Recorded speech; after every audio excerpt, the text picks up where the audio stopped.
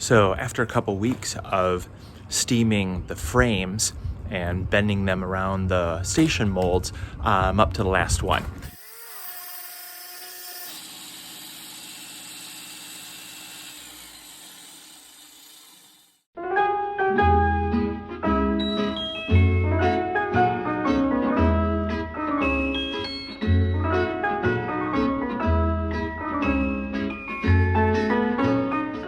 Behind me is station 13, and this is the last mold that I have to bend frames around, with the exception of the first station mold, because you don't put those in on Joel White's instructions until after you've already planked it. So number 13 just ends up being the last one I took. Maybe the most important thing I learned was how useful these quick squeeze clamps are. Everybody says you gotta have a ton of clamps, and many times you see kind of photos and videos of people with a ton of C-clamps, and thank goodness you don't need all of those C-clamps. If you've got them, then of course, like, go for it. I lined up the frame right here at the bottom, and then when I had this set, basically got it into position right there, squeezed it.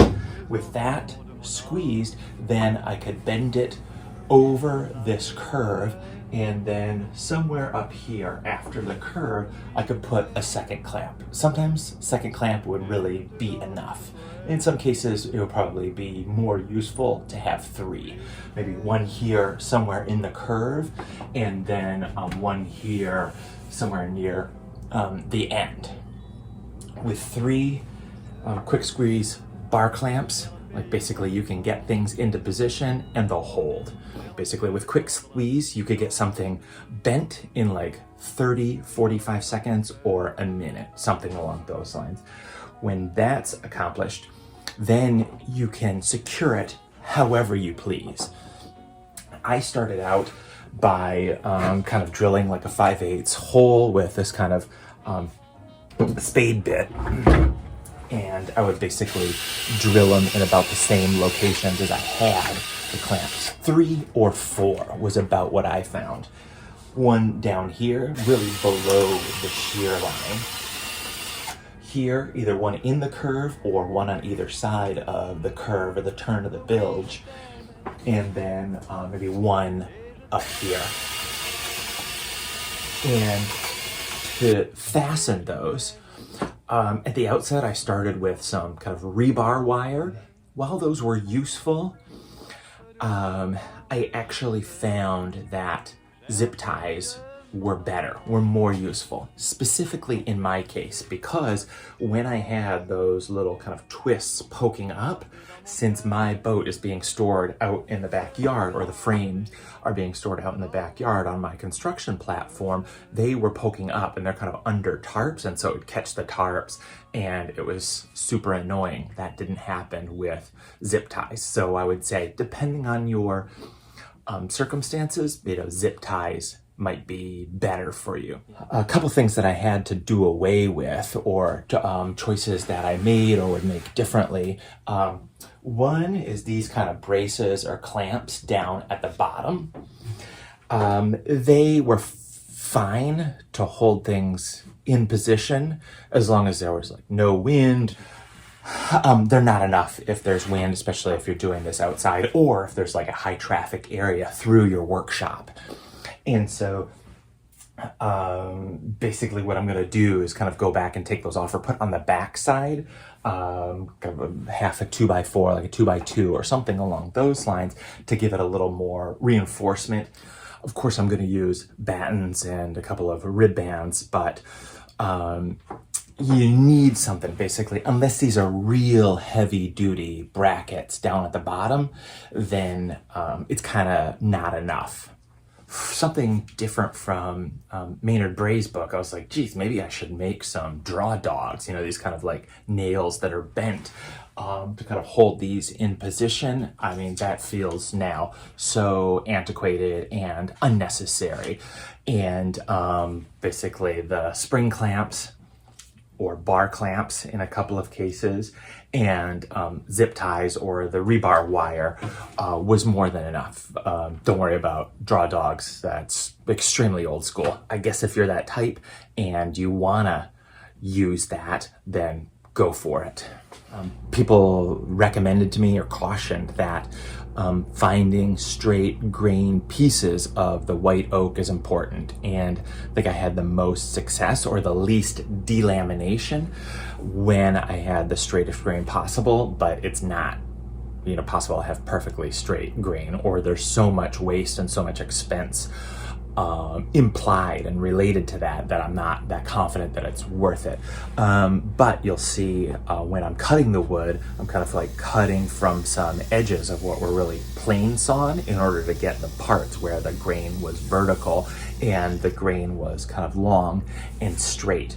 And in fact, what happened on my last round of cutting frames, I got in the groove so much that I only needed about 10, and I ended up making like 14 or 16.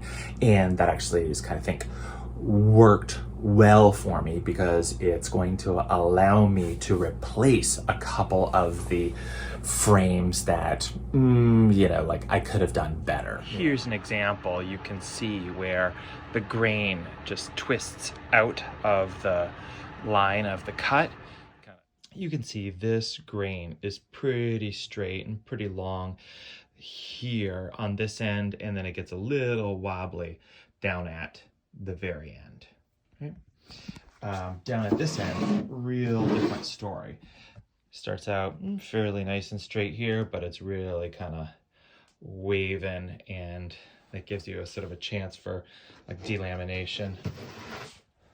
So on this frame is more than 60 inches, which is the longest that you would need for any of the Haven frames. So basically, I'd cut it from this end. I'd take the 2/3 or 3/4 here and maybe lose that down there.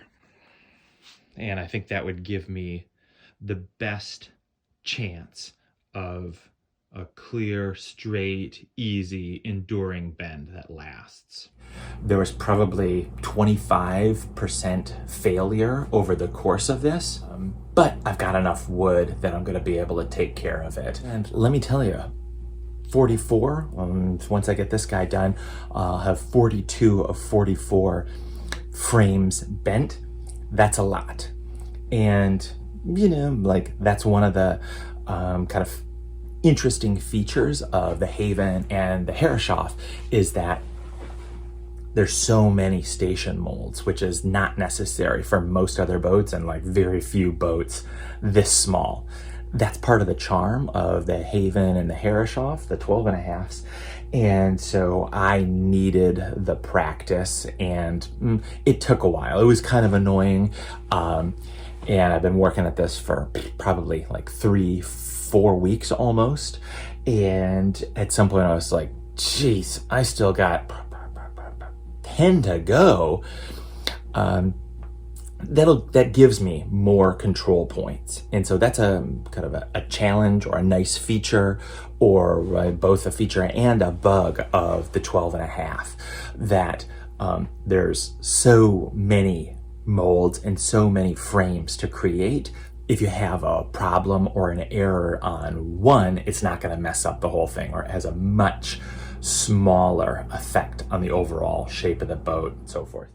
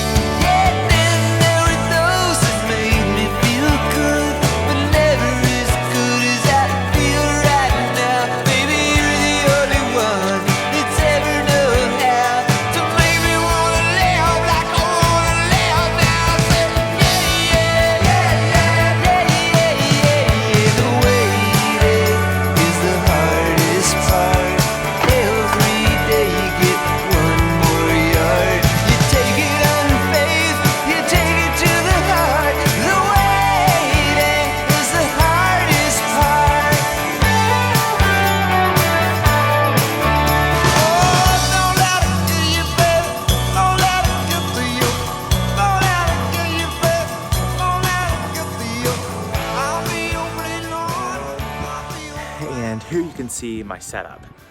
Basically, I started with a steam box right here, and that turned out to be not only not necessary, it was actually not very effective. So I moved to a much smaller sort of PVC pipes, and basically with that I just use this little Wagner wallpaper steamer, and that's good for kind of 2 frames at a time.